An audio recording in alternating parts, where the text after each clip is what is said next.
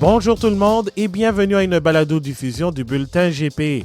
Mon nom est Abdoussal et je vous accueille à l'émission d'après-course dans le cadre du Grand Prix d'Abu Dhabi, dernière épreuve de cette longue saison 2024 de Formule 1.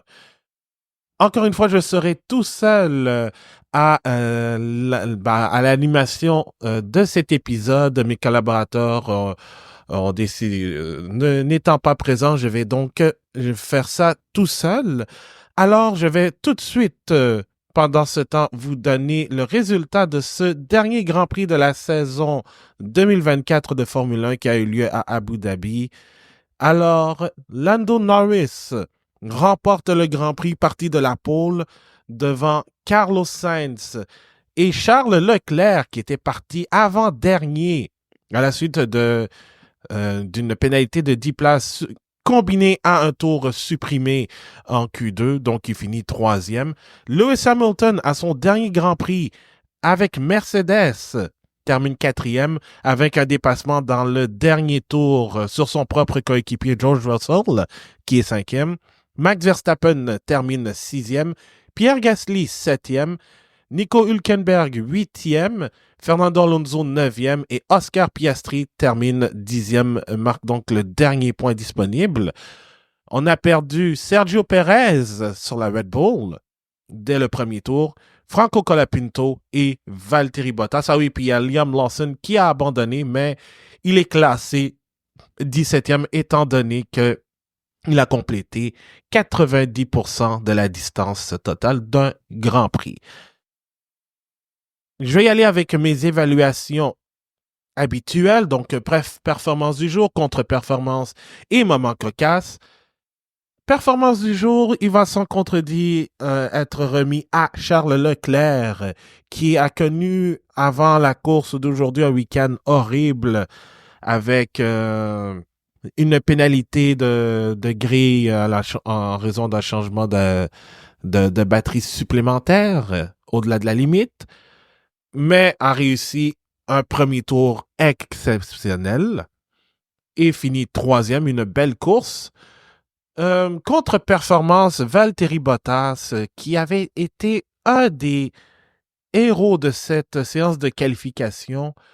Malheureusement, tout a été ruiné à la suite de deux contacts avec Sergio Perez et Kevin Magnussen, ce qui fait en sorte que il est pénalisé. En fait, il est pénalisé de 5 places sur la grille lors de la prochaine course à laquelle il va participer. On ne sait pas s'il va être de retour sur la grille. Ça, c'est une chose.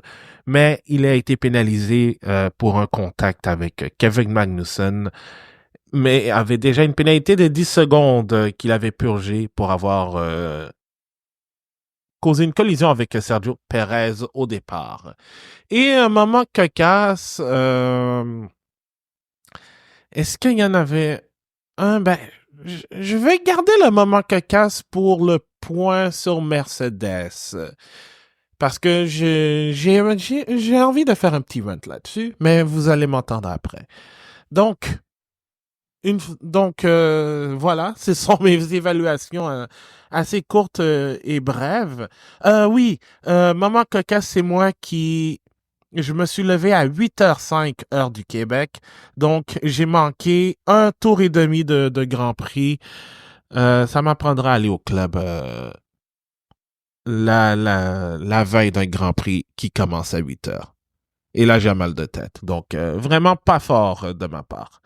Bref, bon, on va parler de McLaren et de Lando Norris parce qu'il a été vraiment dominant et de ce fait a permis à McLaren de remporter le championnat des constructeurs, une première depuis 1998. Donc, ça fait 26 ans.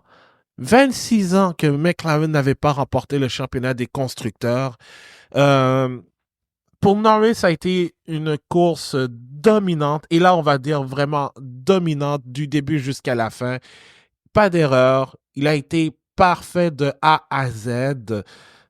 On l'a pas beaucoup vu parce que je pense qu'il y avait bien d'autres trucs en arrière, mais ça, c'était un signe que Norris a vraiment réussi, a vraiment prouvé qu'il pouvait être en mesure de finalement gagner des grands prix, ce qu'il a finalement fait cette année. Il en a 4 maintenant en carrière et il n'a jamais été inquiété au final.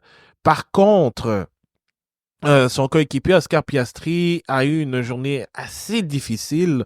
Au départ, il est accroché par Max Verstappen au premier virage, ce qui le relègue en fond de peloton. Malheureusement pour Piastri, il a été pénalisé pour avoir lui-même causé une collision avec la Williams de Franco Colapinto. Pauvre mécanicien de Williams qui on a dû arracher, mais heureusement, il n'y avait pas beaucoup de dommages sur la Williams de l'Argentin. Mais Piastri a été pénalisé de 10 secondes pour avoir causé cette collision sur ce même premier tour. Donc, ça a été tout simplement de revenir à la maison avec au moins un point. Et c'est ce que Piastri a fait en allant terminer en 10e place.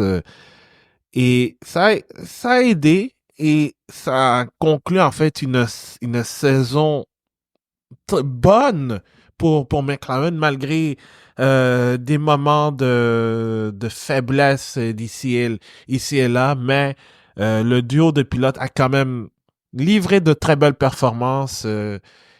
Quand même, c'est quoi? C'est 6 victoires au total parce que Lando Norris en a 4, Piastri en a 2. Donc, ce qui fait en sorte que McLaren a eu le dessus sur Ferrari et Red Bull. Alors, ça a été vraiment une performance très, très dominante de Norris. Et ce qui fait en sorte que McLaren, en ce moment ou au moment où j'enregistre, il est déjà midi, heure du Québec. Les célébrations doivent se faire et vraiment, une excellente ça a été une excellente saison pour McLaren, mais ça a été aussi une course sans reproche pour Norris.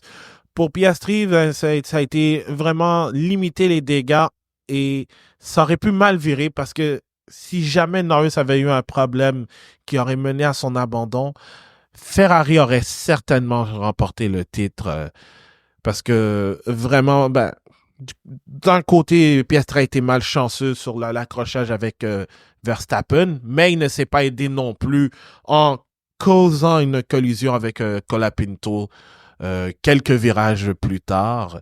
Heureusement pour lui, rien de tout cela ne s'est produit. Norris n'a pas abandonné et lui, il a été capable de remonter le peloton pour terminer 10e, ce qui fait en sorte que ce sont 26 points qui sécurisent le championnat des constructeurs de McLaren.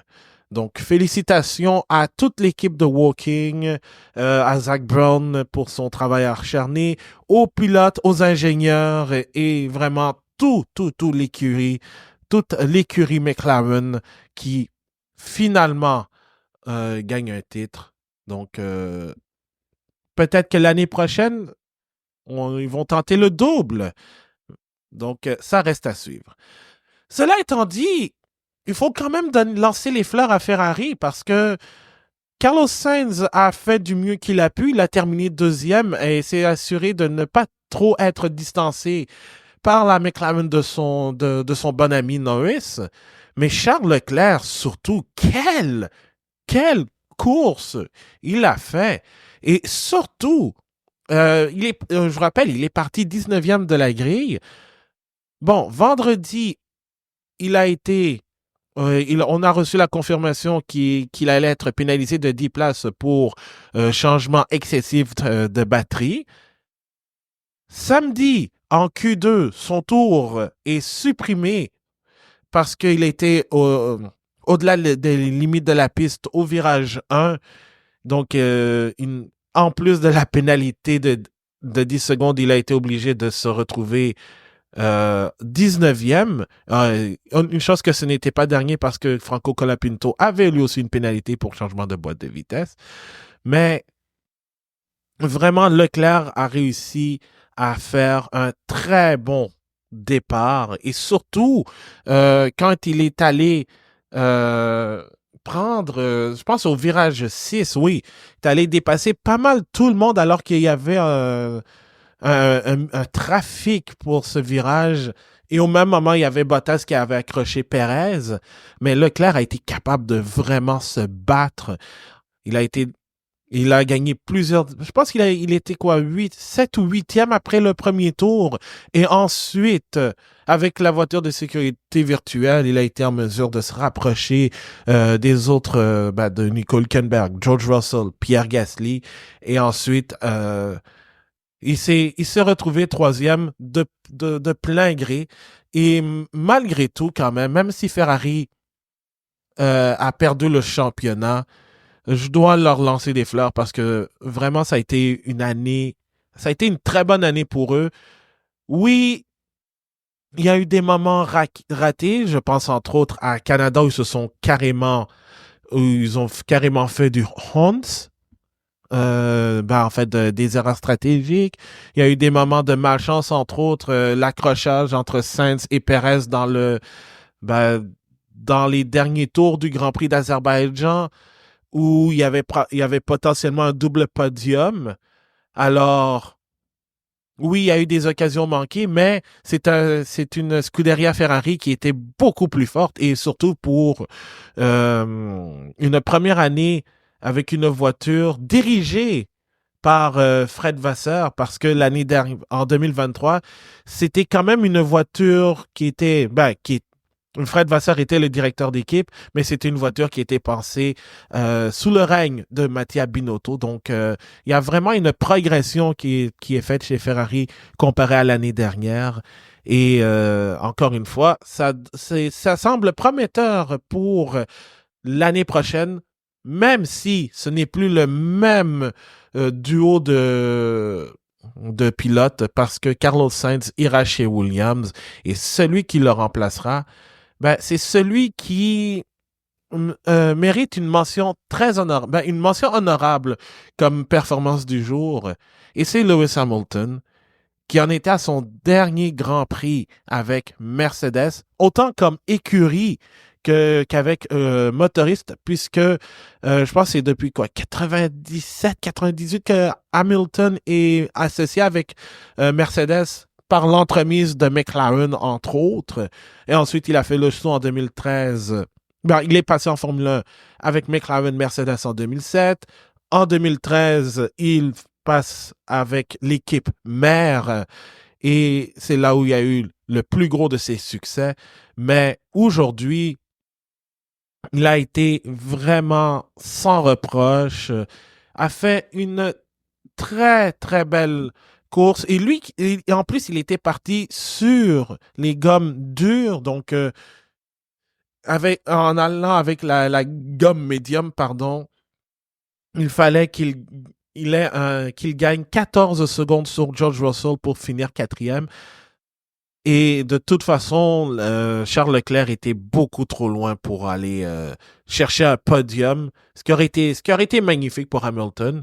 Mais comme je l'ai mentionné en début d'épisode, le Britannique, le Britannique de 39 ans, devrais-je préciser, a été en mesure de vraiment dépasser Russell dans le dernier tour. Je pense que c'était à l'extérieur du virage 9 même.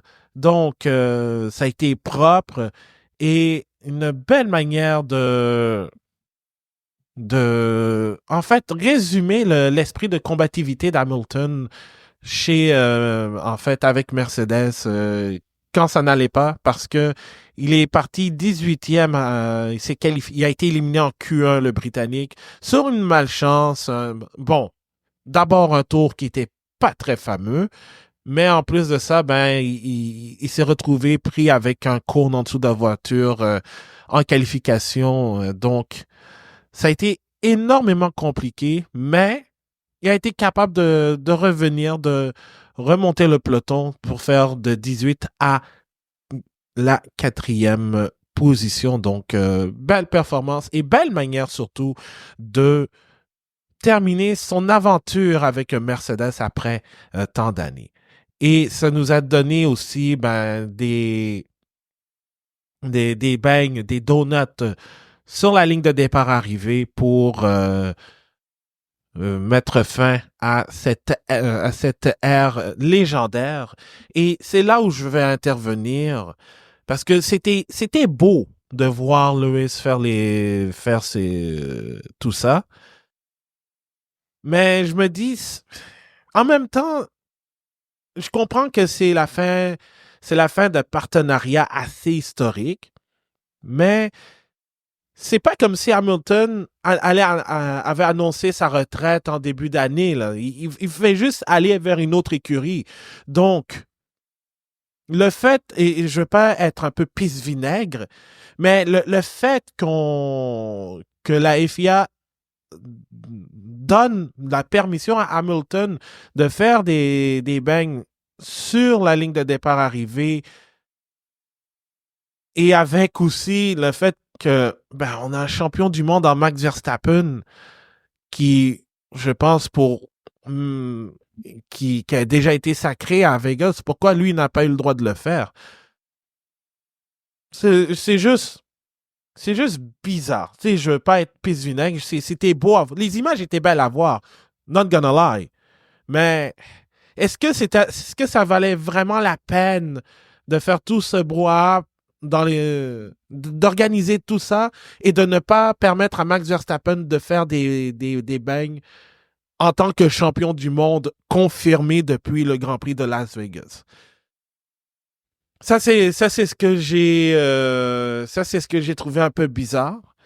Mais l'intention était là. Et puis de toute façon, on l'a vu aussi au Grand Prix de Chine lorsque Zhou Guanyu s'est retrouvé dans les cérémonies sur la ligne de départ arrivée, même s'il n'a pas marqué de points.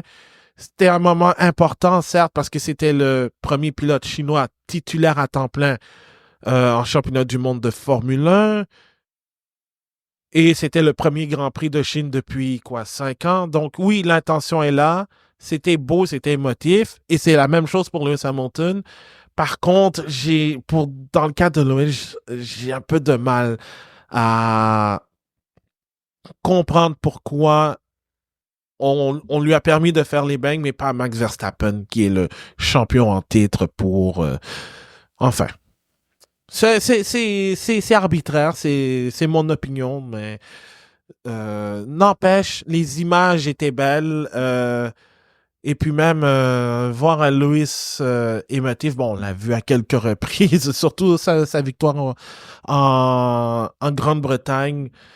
C'est sûr que les émotions étaient à fleur de peau pour pas mal tout le monde, parce que comme je l'ai dit, c'est la fin d'un partenariat légendaire. Et pour George Russell aussi, qui a fait une bonne course, même s'il a été vraiment en difficulté pour dépasser la Alpine de Pierre Gasly, qui s'est retrouvé troisième pendant un très bon moment. Mais Russell a vraiment eu de la difficulté et heureusement, le fait d'avoir, disons, prolongé son relais l'a quelque peu aidé, même si Charles Leclerc était beaucoup plus rapide. Il se retrouvait devant le pilote français de toute façon, et avant d'être dépassé par Lewis Hamilton dans le dernier tour. Red Bull maintenant, hum, ça a été un dimanche assez difficile pour Red Bull. D'abord, Max Verstappen, l'accrochage qu'il a causé avec Oscar Piastri au premier tour, ouais, c'était pas je comprends ces incidents du premier tour. Oui, Verstappen s'est rétracté, mais il a quand même causé la collision. Là-dessus, je peux pas donner tort au commissaire de piste. C'était une pénalité claire et équivoque. De la même manière que Piastri, pour son contact avec Franco Colapinto, méritait les 10 secondes. Et aussi, bon, pour Valtteri Bottas sur Perez, c'était sévère mais mérité quand même. ça reste que, quand même, il y a vraiment eu un, un laisser-aller de la part de Verstappen. Le 10 secondes lui a fait un peu mal, mais il finit sixième. Donc, pour lui, cette course n'avait pas tant d'importance. C'était juste ramener la voiture à la fin, mettre fin à une saison où il a été sacré, mais il a dû travailler fort pour aller chercher ce quatrième championnat. Et d'ailleurs, je veux le féliciter car il va devenir père dans quelques mois. Donc, félicitations à Max Verstappen parce qu'il est déjà beau-père de la fille de Daniel Kvyat. Donc, là, il va devenir père pour la première père biologique pour la première fois. Mais du côté de Sergio Perez, abandon, mais cet abandon est à l'image de la saison qu'il a connue. C'était pas de sa faute, l'accrochage, mais je pense que pour plusieurs, on a certainement vu, ça reste à confirmer, Perez au volant d'une Red Bull pour la dernière fois, parce que là, il y a les rumeurs qui font état de remaniement dans les deux équipes, autant chez Red Bull que chez V-Carb, RB, whatever the name. Donc, Perez serait, et je dis bien au conditionnel, ça reste à confirmer, serait remplacé par Liam Lawson. Et Yuki Tsunoda va rester chez RB. De toute façon, il avait une prolongation de contrat en poche qui a été signée et confirmée lors du Grand Prix du Canada. Mais son coéquipier devrait être le Français Isaac Hadjar, qui roulait en Formule 2 jusqu'à cette année. Alors, ça reste à confirmer, mais pour Perez, malheureusement, c'est la fin. Et ça risque d'être une triste fin pour un pilote qui a d'abord, sur cette même piste, été qui a été vraiment un, comment je dirais ça, j'ai oublié le mot, mais qui a été d'une aide utile dans le premier titre de Max Verstappen en 2021 en se défendant face à Lewis Hamilton. Il a quand même remporté des grands prix dans les moments où Max ne pouvait pas. Il a réalisé des performances aussi au moment où Max justement ne pouvait pas. Mais malheureusement, ça a été une descente aux enfers incroyable et surtout, je pense, après ce fameux Grand Prix de Miami où Verstappen avait remonté le peloton pour l'emporter de la 9e place et on s'était tous dit, juste avant, on risque d'avoir une course au titre entre Sergio Perez et Max Verstappen. Finalement, non. Finalement, on n'a rien eu de tout ça. Et c'est triste parce que toutes les contre-performances de Perez, en plus d'un manque d'adaptation, font en sorte que là, Red Bull finit à 77 points de McLaren qui compte 6 victoires et qui sont réparties entre les deux pilotes, alors que Verstappen a dû faire le travail à lui seul. Et soyons honnêtes, Verstappen est une force de la nature incroyable. Mais, et Perez, soyons francs, c'est pas un mauvais pilote. Mais j'ai l'impression qu'il semble s'être perdu avec Red Bull. Et le fait que Christian Horner l'ait défendu, on lui a donné même une prolongation de contrat pour 2 saisons, mais ça risque fortement de se transformer en résiliation de contrat pour permettre justement au clan Red Bull de promouvoir Liam Lawson aux côtés de Verstappen. Et ça reste à confirmer. Alors, ça va être... C'est triste que ce qui pourrait être le dernier Grand Prix de Perez chez Red Bull se termine après un tour et ce qui n'était pas de sa faute à cause de l'accrochage. Donc, c'est triste, mais en même temps, ben, Red Bull, la Formule 1 est un business aussi. C'est un sport, mais c'est aussi une business où tu dois gagner. Et si Red Bull sent que euh, Red Bull, ben, que Perez ne fait plus l'affaire, ben, ils doivent se départir de lui, quitte même à le payer pour résilier son contrat. Dans la course à la 6e place, parce que oui, il y avait, et avec raison, la bataille pour le championnat, le titre des constructeurs, mais il y avait aussi celle de la 6e place qui a été vraiment enclenchée avec les performances d'Alpine au Grand Prix de São Paulo. Donc, on avait Haas contre Alpine. Et finalement, Alpine a tenu le coup et a terminé avec il remporte la 6e place avec un écart de 7 points. À un moment donné, ben, Pierre Gasly, quand même, a fait un bon Grand Prix. Et je dois dire quand même que c'est bon. Oui, il y a eu vraiment. La saison a très mal débuté pour Alpine avec toutes les histoires à l'interne, une voiture lourde et en deçà des performances, mais ça s'est amélioré au fil de la saison et je sais, je me répète beaucoup quand je parle d'Alpine depuis les dernières courses, mais on voit une progression. Pierre Gasly a été là, puis quand même a réussi à finir devant Nico Hülkenberg.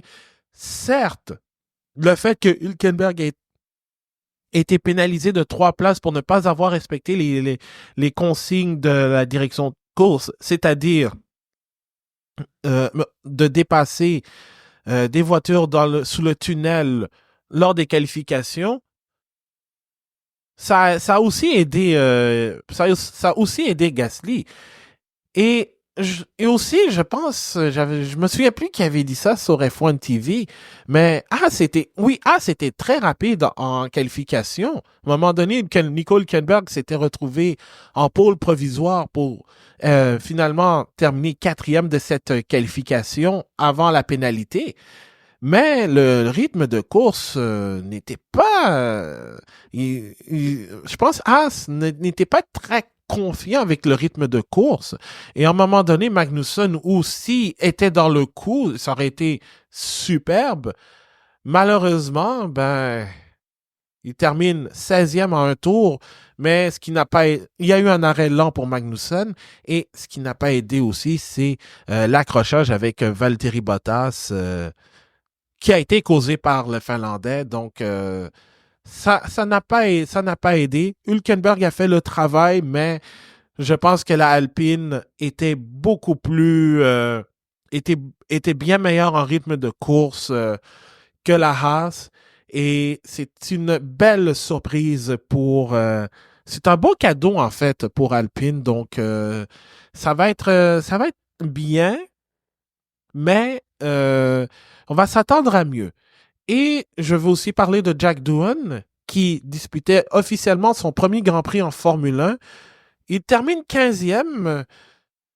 Pour un premier Grand Prix, je dirais c'est correct. On va pas je vais pas le juger tout de suite parce que il est arrivé dans une situation un peu à l'improviste avec le fait qu'Esteban Ocon a dû donner son baquet vu qu'il va faire les essais post-saison avec Haas dès mardi justement.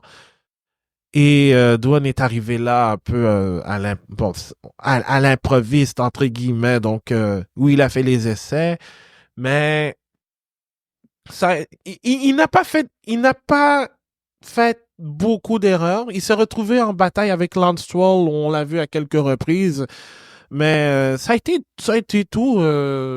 C'est un petit échantillon en fait qu'on pourrait donner au pilote australien et fils du légendaire motocycliste Mick Doohan. Donc ça a été ça en fait. Et vraiment, chapeau à Gasly pour tout le travail qu'il a fait dans les dernières courses. Il ne faut pas oublier aussi Esteban Ocon qui a quand même amené la Alpine en deuxième place. Et à un moment donné, avant la saison, avant Monaco, Ocon était le pilote qui semblait plus en forme. Donc, félicitations à Alpine pour cette 6e place au championnat des constructeurs. Et félicitations aussi à Haas pour cette 7e place puis on en reparlera en long et en large dans la revue de l'année. Mais c'est une saison au-delà des attentes pour Haas qui finit 7e, alors qu'on s'attendait à les voir peut-être en arracher beaucoup plus. Donc, Haas doit être vraiment contente, certes déçue de perdre la 6e place, mais contente en général de cette saison. Et petit tour rapide, Aston Martin avec Fernando Alonso, 9e. Aston Martin, ça a été difficile, ça a été une saison difficile, même si elle termine 5e, mais ça a été l'équipe du milieu, tout simplement. On ne les a pas tellement vus en bataille contre les grosses équipes, mais plus avec les autres équipes du fond de peloton, mais elle a été pas mal seule au monde. Alex Albon, 11e quand même, à la porte des points. Et Franco Colapinto qui en était à son dernier Grand Prix avant un certain bout, espérons-le, mais qui a dû abandonner sur un problème avec la voiture. Je ne sais pas si ça a été causé par l'accrochage avec Piastri, mais Colapinto vraiment a... Je pense que personne ne s'attendait à voir Colapinto marquer des points et surtout à s'adapter aussi rapidement à la Formule 1. Et je pense que et c'est sûr que quand on compare avec les performances de Logan Sargent, il n'y a pas photo. Colapinto a eu le dessus. Maintenant, est-ce qu'on va le revoir en 2025 ou en 2026? C'est à suivre, mais pour l'instant, Colapinto a vraiment bien fait. Pour V-Carb, RB, peu importe le nom, Yuki Tsunoda, je pense qu'il était genre dans le coup pour les points. Liam Lawson, une course difficile, abandon je pense dans les 2 derniers tours, mais aussi un arrêt au puits botché de la part de son équipe avec une roue avant gauche lousse, mal vissée, mais heureusement Lawson a pu retourner au puits sans que la roue se détache. Mais il a été pénalisé malheureusement. Alors, ça a été une course difficile pour Lawson, beaucoup moins pour Tsunoda, mais V-Carb RB était dans le coup aussi dans un certain moment pour la 6e place, mais ça s'est estompé en fin de saison. Et finalement, pour Sauber, dont les 2 pilotes ont terminé leur aventure. Zhou Guanyu, 13e. Bonne course quand même. Et Valtteri Bottas, qui, pour la première fois de sa carrière en Formule 1, ne marque aucun point sur l'ensemble de la saison. Et même dans son année recrue avec Williams, il en avait marqué des points. Et ses premiers points, d'ailleurs, avaient eu lieu au Grand Prix des États-Unis 2013. Mais pour la première fois de sa carrière, il ne marque aucun point. Puis je pense même, j'ai vu passer des citations, il disait que son aventure avec Sauber / Alfa Romeo était une erreur. Bon, ça s'est mal terminé. La voiture était loin d'être performante. Ça l'était lors de ses débuts en 2022, mais il y a eu une chute énorme. Et Bottas a fait du mieux qu'il a pu. Aujourd'hui, ça a été juste catastrophique. 2 pénalités. La première, accrochage avec Sergio Perez, ce qui a résulté à une pénalité de 10 secondes. Et la deuxième, l'accrochage au même endroit, au même virage 6 avec Magnussen, où il bloque les roues et tape la Haas du Danois. Il a été pénalisé. De toute façon, il a abandonné, donc ce qui fait en sorte que lors du prochain Grand Prix qu'il va disputer, il sera pénalisé de 5 places. Il a aussi 3 points de pénalité, mais soyons honnêtes, à moins d'une surprise, je pense que les points vont être effacés au bout d'un an. Maintenant, la question, c'est quand est-ce qu'on va revoir Bottas? Est-ce que ça va être en 2025 ou bien même 2026 si jamais Cadillac F1 décidait d'offrir, en fait, de l'embaucher comme pilote d'expérience. Mais le premier Grand Prix de la saison, ce sera un +5. Donc voilà, c'est ce qui a fait le tour de ce Grand Prix de Formule 1 d'Abu Dhabi qui était correct. Je sais que j'ai souvent l'habitude de qualifier ce Grand Prix de Grand Prix Dormez-vous d'Abu Dhabi. Je pense que on est passé proche. Il y a eu des actions, mais c'était pas le Grand Prix le plus excitant à mon avis. C'était juste, c'était juste ça qui était ça en fait. Donc, ouais. Au moins, je suis content que la saison soit terminée. Mais avant de terminer cet épisode, je vais juste vous donner le classement des pilotes et des constructeurs, puis ensuite on va passer à la F2, à la F1 Academy et à la Formule E. Donc, Max Verstappen termine la saison avec 437 points. Lando Norris, deuxième avec 374 points. Charles Leclerc, troisième avec 356 points. Oscar Piastri, quatrième avec 292 points. Et Carlos Sainz termine à 2 points de Piastri avec 290. Au championnat des constructeurs, je vais vous donner le classement complet. Alors, McLaren, champion avec 666 points, le chiffre du diable. Ferrari termine deuxième avec 652 points.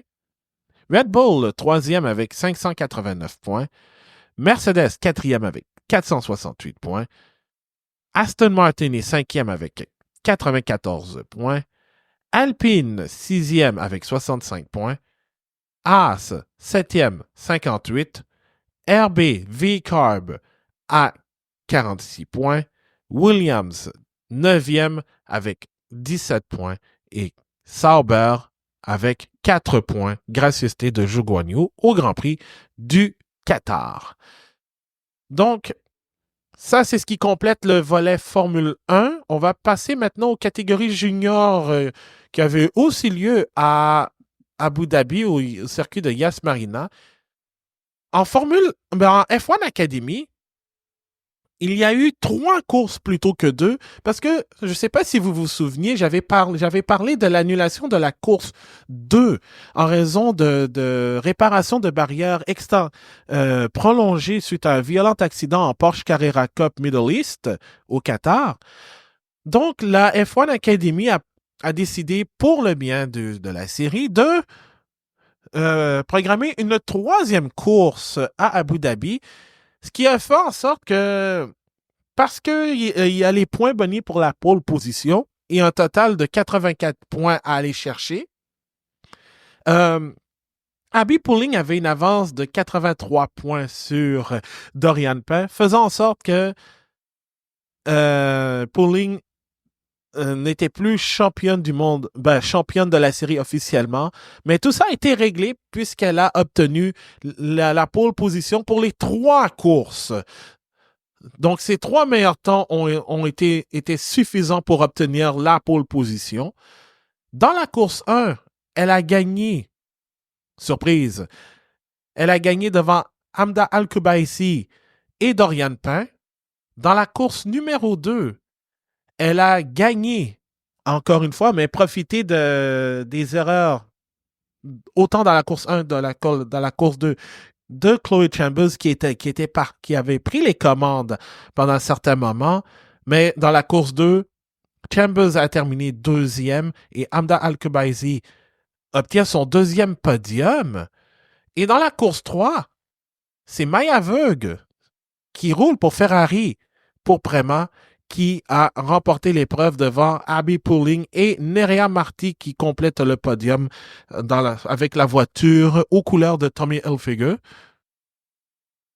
Et au classement des au classement des pilotes, Pulling termine la saison avec 338 points. Dorian Pain est deuxième avec 217 points. Et Maya Veug complète le top 3 avec 177 points. Nerea Marti est quatrième avec 136 points. Et Hamda Al-Kubaisi est cinquième avec 133 points. Et au classement des équipes, parce que oui, les voitures, si vous avez regardé la F1 Academy, ce sont des voitures aux couleurs de Formule 1, mais ce sont aussi mais derrière tout ça, ce sont des équipes qui gèrent les voitures, en fait. Et il y en a 5. Il y a Prema, Rodin, Campos, MP Motorsport et RGP. Et l'année prochaine, il y a High-Tech qui va s'ajouter, donc il y aura trois voitures, deux de High-Tech et une qui va être servie pour pilotes invités. Et au classement des équipes, Prema est sacrée championne de la série avec 425 points. Rodin, qui était anciennement Colin, est deuxième avec 385 points. Campos est troisième avec 292 points. MP Motorsport, quatrième avec 178 points. Et Art GP, cinquième avec 146 points. Donc, c'est la fin de la saison aussi à Abu Dhabi. Et le calendrier 2025 fait en sorte qu'il y aura des épreuves à Montréal, entre autres. Donc, j'ai très, très hâte d'y être. Et finalement, il y a eu aussi la Formule 2 où potentiellement, on risque de revoir ces deux des pilotes en Formule 1 l'année prochaine. On avait une belle lutte entre Gabriel Bortoleto et Isaac Hadjar. Je vais vous donner le classement de la course sprint. C'est Pep Marti qui l'a emporté devant Gabriel Bortoleto et Dino Beganovic. Le classement, c'est le top 3. Isaac Hadjar a terminé 5e derrière Oliver Burman. Et finalement, dans la course principale, c'est Joshua Dirksen qui l'emporte, le pilote paraguayen qui gagne une course de Formule 2 devant Gabriele Bortoleto et Richard Verschoor. Et malheureusement, Isaac Hadjar a terminé 19e. Quelle malchance pour le pauvre Hadjar qui fait en sorte que avec ce double podium et le 0 pointé de Hadjar dans la course principale, Gabriel Bortoleto est le nouveau champion de Formule 2 et ça tombe bien, de toute façon, il était déjà confirmé en Formule 1 avec Sauber, donc peu importe l'issue, Bortoleto avait un volant en F1 et peut-être qu'il croisera à nouveau Isaac Hadjar du côté de la Formule 1 alors que Hadjar devrait aller avec pardon, j'ai eu un petit blanc, mais il devrait aller avec V-Carb RB. Mes excuses pour ce blanc de mémoire. Et je veux terminer avec la formule électrique parce que samedi, c'était le début de la nouvelle saison de Formule électrique. Et mon Dieu, cette course était absolument folle. Mitch Evans a remporté la course de São Paulo devant Antonio Félix da Costa et Taylor Barnard dans une course qui a duré au total 45 minutes, mais il y a eu 2 drapeaux rouges. La première en raison d'un problème assez majeur sur la Andretti de Jake Dennis. Et ce qui a fait en sorte que, comme il y avait un code rouge sur la voiture de Dennis, on ne pouvait pas y toucher. Elle devenait potentiellement dangereuse, donc on a dû arrêter la course pour la dégager et éviter tout problème avec la batterie. Et ensuite, à la relance, il y a eu un violent accident, un accrochage assez violent entre Nick Cassidy de Jaguar et Pascal Wehrlein de Porsche, le champion en titre. La Porsche de Wehrlein se retrouvait taper le mur, touchant l'arceau de sécurité, le halo. Et heureusement, dans tout ça, Wehrlein a été, et s'en est sorti indemne. Et ça a été un drapeau rouge assez long. Donc, je pense que la course au total, le départ a duré. Le moment entre le départ et la ligne d'arrivée, ça a duré presque 2 heures. Mais tout ça pour dire que non seulement Wehrlein va bien après ce violent accident, mais Mitch Evans a gagné la course en partant de la dernière place. Donc, lui, il a fait un vrai last to first, un peu comme ce que Bortoleto avait fait en Italie aussi, en Formule 2. Donc, on a eu 2 last to first en 2024. Donc, chapeau à Mitch Evans. Et Taylor Barnard devient le plus jeune pilote à monter sur le podium, le pilote de McLaren, âgé de 20 ans, qui a fait une belle course. Sam Bird est 4e et Eduardo Mortara complète le top 5. Et la prochaine épreuve, c'est à Mexico City, le 11 janvier. Donc, vraiment, félicitations à Mitch Evans pour ce last to first. C'est ce qui complète ce dernier, en fait, après-course du bulletin GP. Donc, je veux vous remercier de nous avoir écoutés pendant 24 épisodes. Je veux remercier Jean-Sébastien Barbeau, Marc-André Fortin, Anna-Maria Mercado-Lopez, François Carignan et Julien Légaré-Turcotte qui ont été là pendant les 24 épisodes d'après-course. Et aussi, je veux aussi remercier Julien Légaré-Turcotte qui m'avait remplacé en fait lorsque j'étais parti à Toronto pour l'IndyCar dans l'après-course du Grand Prix de Hongrie. Pour l'épisode hebdomadaire, il va rester en fait le hors-série, le dernier du côté des magazines Jaguar qui devrait sortir ce jeudi. Et ensuite, le 31 décembre, en matinée, vous aurez droit à la revue de l'année 2024 du bulletin GP. On va revenir sur cette magnifique saison de Formule 1. Je ne sais pas si on va réussir à tout mettre sur une certaine période de temps, mais oui, il y aura une revue de l'année étoffée. Et je prépare même l'abécédaire du bulletin GP, donc sur le compte Substack, lebulletingp.substack.com. Cet épisode est disponible sur Spotify, Apple Podcasts et partout le bulletin GP est disponible. On est aussi sur Facebook, Twitter et Blue Sky @le bulletin GP. Et on a aussi évidemment le groupe Facebook La Monoplace que vous pouvez rejoindre en tout temps. Même si la saison de Formule 1 est terminée, il y a toujours moyen de discuter d'autres catégories. Il y a la Formule 1 qui va continuer durant l'hiver. Il va y avoir aussi les 24 heures de Daytona, les 12 heures de Bathurst aussi. Il y a même, je pense qu'il y a aussi les 6 heures ou les 12 heures du golf aussi qui vont avoir lieu. Donc, il y a plein d'autres courses entre-temps. Sur ce, mon nom est Abdoussal. Merci infiniment d'avoir été là pour ces après-courses. On continue toujours de rouler avec le bulletin GP. Faites attention à vous, portez-vous bien et à la prochaine.